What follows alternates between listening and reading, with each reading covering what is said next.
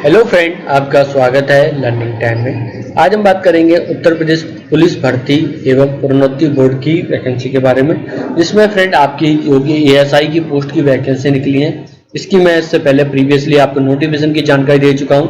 इसमें हम syllabus, exam pattern और अन्य जो जानकारियां महत्वपूर्ण उनके बारे में बात करेंगे। ठीक है, तो आपसे निवेदन करूंगा दोनों वीडियो देखें, जिससे कि आपको पूरी नोटिफिकेशन की सारी जानकारी आपको मिल सके। तो इससे पहले आपको नोटिफिकेशन की जो सिलेबस, एग्जाम पैटर्न की बात करें, पर इनसे पहले मेरी आप छोटी सी रिक्वेस्ट है, आपने अभी तक हमारे चैनल लर्निंग टाइम को सब्सक्राइब नहीं किया है तो प्लीज गाइस सबसे पहले आप हमारे चैनल को सब्सक्राइब करें, जिससे कि आपको daily all India government job की जानकारी मिलती रहे। तो फ्रेंड, बात करते हैं जो हमारी निकली भर्ती के बारे में, जो कि पुलिस बोर्ड की आपके उत्तर प्रदेश पुलिस भर्ती की है, जिसमें एएसआई की भर्ती है। यहाँ पे देख सकते हैं उत्तर प्रदेश पुलिस आपके उप निरीक्षक गोपनीय, पुलिस सहायक उप निरीक्षक लिपिक की और आपकी पुलिस सहायक उप निरीक्षक लेखा की पदों की सीधी भर्ती है। यहाँ पे आपको जो पद हैं आपको देखने को मिल जाएंगे। यहाँ पे पुलिस आपकी उप निरीक्षक समूह गा की यहाँ पे वैकेंसियां हैं। ठीक है, यहाँ पे आपकी 295, 624, 358 पोस्ट है, 1277 पोस्ट है। आपकी अदायचित आपके सतर्कता अधिष्ठान उत्तर प्रदेश लखनऊ की आपकी टोटल 52 वैकेंसी है। यहाँ पे आपको कैटेगरी वाइज दे रखा है, तो यहाँ पे आप दे सकते हैं। ठीक है, यहाँ पे आपकी जो वैकेंसी है इनको कैटेगरी वाइज ब्रेक कर रखा है, तो उसको यहाँ पे आप लिस्ट है उनको यहाँ पे चेक कर सकते हैं। ठीक है, तो यहाँ पे आप उनकी लिस्ट आ रही है। तो इनकी लास्ट डेट है फ्रेंड आपको आवेदन करने की, तो यहाँ पे आपको देखिए लिस्ट मिल जाएगी। आवेदन करने की लास्ट डेट है 31/5/2021 और पंजीकरण स्टार्टिंग डेट है 1/5/2021। शुल्क जमा करने 31/5 और अंतिम तिथि है सबमिट पत्र सबमिट करने की अंतिम तिथि 31/5 है। 400 रुपये आपकी भर्ती प्रक्रिया के शुल्क रहेगा। ठीक है, यहाँ पे अभ्यर्थी का चयन उसके आपके मेरिट कंप्यूटर जो कि पद के अनुसार कंप्यूटर टाइपिंग स्पीड, अंशुलिपिक परीक्षाओं के उत्तीर्ण अभ्यर्थियों की लिखित परीक्षाओं में, ठीक है, यहाँ पे आपके प्राप्त कुल अंक, यानी इन सब में आपके प्राप्त कुल अंकों की श्रेष्ठता के, ठीक है, और आरक्षण के प्राविधान के अनुसार बनाए जाएंगे, जिसमें आपकी मेरिट लिस्ट यानी ऑर्डर व प्रेफरेंस के अनुसार यहाँ पे किया जाएगा। ठीक है, प्रथम, द्वितीय, तृतीय की वरीयता के अनुसार से यहाँ पे रखा जाएगा। जो आप पूरे आपके टाइपिंग और एग्जाम जो देंगे उसके अनुसार यहाँ पे मेरिट लिस्ट बनाई जाएगी। ठीक है, तो यहाँ पे आपको 400 रुपये फीस रहेगी। नागरिकता यहाँ पे भारतीय होना चाहिए। यहाँ पे रजिस्ट्रेशन उन्हीं को लोगों को मिलेगा लाभ जो कि उत्तर प्रदेश के नागरिक होंगे। ठीक है, उन्हीं को यहाँ पे आपको रिजर्वेशन का लाभ मिलेगा।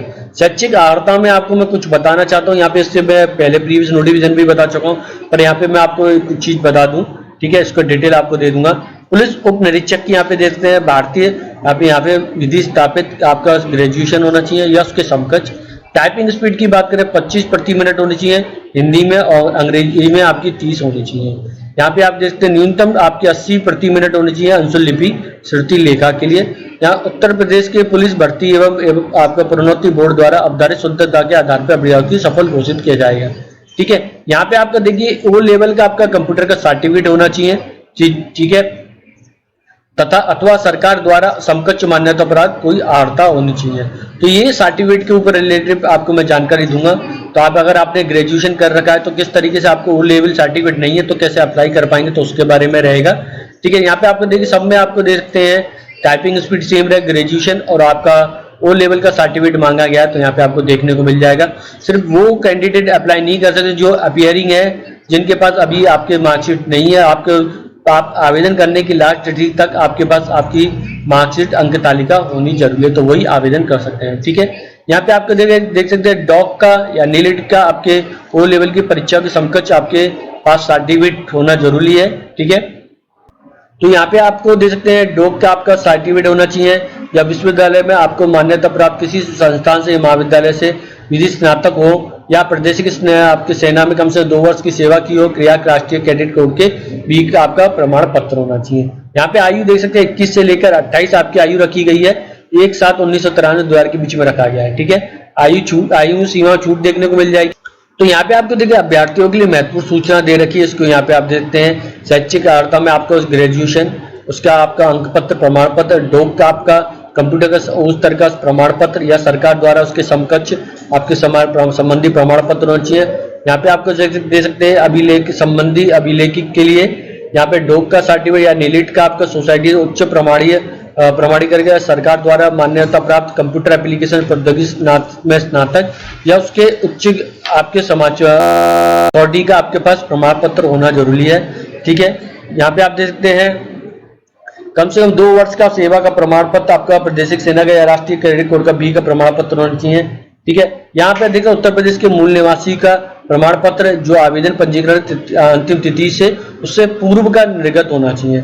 यहाँ पे आपको जो प्रमाण पत्र है आपके पास जो मूल निवास का, आपको उससे आपका आवेदन करने की अंतिम तिथि से पहले का होना चाहिए। ठीक है, यहाँ पे आपका जो किसी भी जाति प्रमाण पत्र है वो 1 अप्रैल 2020 के बाद का, किंतु यहाँ पे आपको ध्यान में रख जो भर्ती प्रक्रिया हो रही है उससे पहले का होना जरूरी है। ठीक है, तो उससे बाद का होगा तो यहाँ पे नहीं चलेगा, तो आपको इस चीज को ध्यान में रखना है कि आपको 1 अप्रैल 2020 से और आपकी जो भर्ती प्रक्रिया से पहले तक का आपके पास प्रमाण पत्र होना जरूरी है। ठीक है, और सर्टिफिकेट यहाँ पे आपको देख सकते हैं किस टाइप के हैं, उनके बारे में आपको दे रखा है। ऑनलाइन आवेदन की यहाँ पे इसके बारे में दे रखा है, तो किस तरीके से आवेदन कर सकते हैं वो यहाँ पे जानकारी देखने मिल जाएगी। पहला स्टेप, द्वितीय स्टेप, यहाँ पे आपका रजिस्ट्रेशन स्लिप होगी। द्वितीय स्टेप में आपको देखते हैं आपको इंटरनेट पे पेमेंट करना हो। तृतीय चरण में पत्र जमा करना होगा ट्रांजैक्शन आईडी इत्यादि के साथ। ठीक है, यहाँ पे आपको पूरी फोटो उनकी साइट के बारे में सारी जानकारी दे रखी है, वो यहाँ पे आप दे सकते हैं। ठीक है, तो यहाँ पे आपके ओ लेवल स्तर के प्रमाण पत्र या उसके समकक्ष निर्धारण के संबंध में कुछ जानकारियां हैं, वो कोर्स का विवरण दे रखा वो दे सकते हैं। ठीक है, बीएससी में अगर कंप्यूटर साइंस है एक विषय के रूप में 3 वर्ष में रहा है तो डिग्री को बीएससी की मिली है तो आपको ओ लेवल के समकक्ष या उससे ऊपर है तो यहाँ पे देख सकते हैं इसे उससे ऊपर ही रखा जाएगा। ठीक है, जिसमें बीएससी में आपको कंप्यूटर साइंस ओ लेवल से ऊपर रखा जाएगा, तो यानी आप आवेदन कर सकते हैं। ठीक है, आपको सर्टिफिकेट नहीं है बीएससी कंप्यूटर साइंस है तो आपका काम हो जाएगा। बीएससी में कंप्यूटर साइंस में एक विषय के रूप में अंतिम वर्ष में रहा हो, यानी अंतिम वर्ष में डिग्री में बीएससी की मिली है तो ओ लेवल के समकक्ष इसमें दे सकते हैं। 1 वर्ष के कोर्स में ओ लेवल के 1 वर्ष का कोर्स है तो अतः ये दोनों कोर्स के एक दूसरे के समकक्ष माने जाएंगे। ठीक है, तो यहाँ पे आपको दे सकते हैं, तो यहाँ पे बीएससी कंप्यूटर एप्लीकेशन का एक विषय के रूप में अंतिम वर्ष में रहा है तो यहाँ पे आप ओ लेवल या उसके यहाँ पे दे सकते हैं। ये वर्ष तक रहने पे 1 वर्ष के कोर्स का है तो ये दोनों के समकक्ष माने एक दूसरे समकक्ष माने जाएंगे। बीबीए में ओ लेवल क्या है तो यहाँ पे उसके समकक्ष नहीं माना जाएगा, तो आप देख सकते हैं यहाँ पे क्या बीएससी आईटी ओ लेवल के समकक्ष है, ये बीएससी आईटी ओ लेवल से ऊपर माना जाएगा। क्या नीट सीसीए ओ लेवल के समकक्ष है तो यहाँ पे देखते हैं विल बी 6 मंथ, अतः ये है उसके समकक्ष नहीं मान जाएगा। अगर आपका 6 महीने का या उसके समकक्ष नहीं मान जाएगा। आईटीआई 52 सप्ताह का सीओपी है तो उसका आप देखते हैं 52 सप्ताह का है तो 1 वर्ष से अधिक ओ लेवल के समकक्ष माना जाएगा। ठीक है, तो यहाँ पे आपकी लिस्ट आ रही है, देखिए आईबीएससी साइबर लॉ सिक्योरिटी से ओ लेवल के समकक्ष है, ये काफी उच्च डिग्री के होने के कारण ये मान्य है। ठीक है, O level equipment course UP electronic O level के समकक्ष है। यदि कोर्स 1 वर्ष की अवधि का है तो ये मान्य है।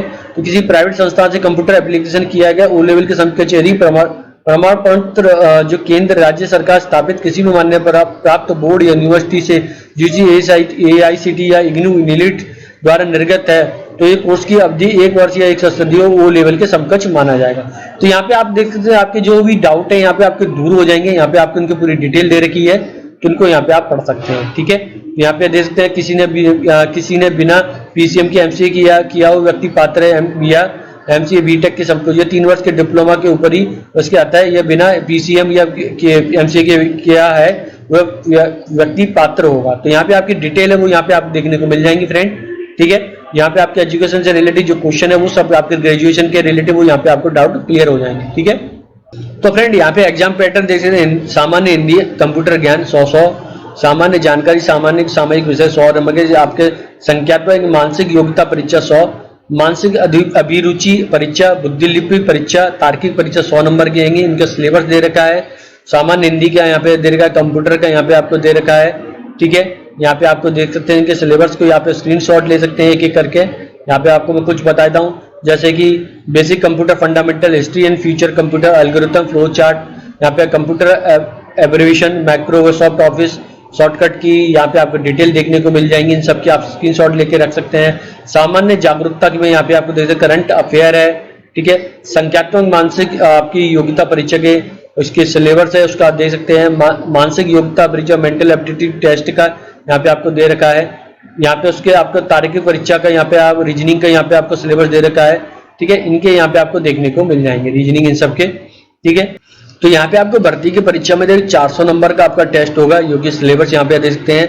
यहाँ पे आपको प्रत्येक सब्जेक्ट में 35% और आप टोटल यहाँ पे आपको देखते हैं 40% लेके आने होंगे कहलाएंगे, यानी प्रत्येक सब्जेक्ट में आपके 100 में 100 का है तो 35 आने चाहिए। ओवरऑल यहाँ पे 400 में से 40% आपके आने चाहिए, तभी आप पास कहलाएंगे। ठीक है, तो यहाँ पे कुछ इस तरीके से रहेगा। यहाँ पे आपको दे सकते हैं किसी आपका एक कोई भी क्वेश्चन गलत होता है तो यहाँ पे कुछ इस तरीके से यहाँ पे डिवाइड किया जाएगा, उसके बारे में यहाँ पे आपको दे रखा है। मैं नोटिफिकेशन के वीडियो में पूरी जानकारी दे चुका हूँ, यहाँ पे आप दे सकते हैं। यहाँ पे आपकी शारीरिक मापदंड की बात करें तो ऊंचाई यहाँ पे दे सकते हैं, सामान्य अन्य पिछड़े वर्ग के अनुसूचित जातियों के लिए यहाँ पे 163 और सीना यहाँ पे आप दे सकते हैं, और आपका सामान्य के लिए लोगों के लिए यहाँ पे देख सकते हैं 77 और फुलाकर 82 है। यहाँ की अनुसूचित जातियों के लिए न्यूनतम ऊंचाई 156 सेंटीमीटर, यहाँ पे अनुसूचित जातियों के लिए 175 दे रखा है बिना फुलाए, और फुलाकर 80 दे रखा है। ठीक है, यहाँ पे देख सकते हैं महिलाओं के लिए यहाँ पे शारीरिक योग्यता की बात करें, सामान्य अन्य पिछड़ा वर्ग 150,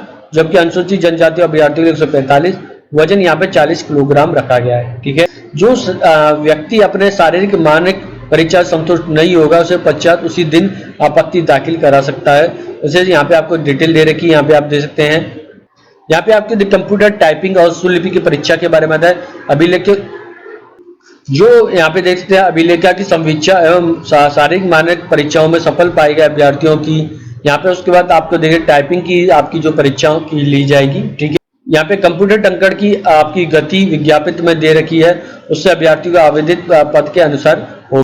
यहाँ पे लिखित परीक्षा, अभिलेखा परीक्षाओं की, शारीरिक मानक परीक्षाओं की, कंप्यूटर टाइपिंग की, अंशुलिखित परीक्षाओं की तिथि समय की सूचना यथा समय अधिसूचित की जाएगी। ठीक है, यहाँ पे ऐसे अभ्यर्थी जिन्होंने कंप्यूटर टंकण परीक्षा उत्तीर्ण की है और ऐसे अभ्यर्थी जिन्होंने उप निरीक्षक की पद हेतु का आवेदन किया है, अंशुलिखित परीक्षा की उत्तीर्ण की है, तो उनके द्वारा लिखित परीक्षाओं में कुल आपके नॉर्मलाइजेशन के श्रेष्ठतम क्रमांक के निवेदन और उनके आवेदन पत्र की अंकित वरीयता के क्रम के आधार पर प्रत्येक पद को के लिए आरक्षण नीति के दृष्टिगत के व्यक्तियों के अनुसार अभ्यर्थियों की चयन सूची तैयार की जाएगी। तो यहाँ पे आपका जो सिलेक्शन होगा नॉर्मलाइजेशन के द्वारा किया जाएगा। ठीक है, तो यहाँ पे आपको डिटेल देखने को मिल जाएगी।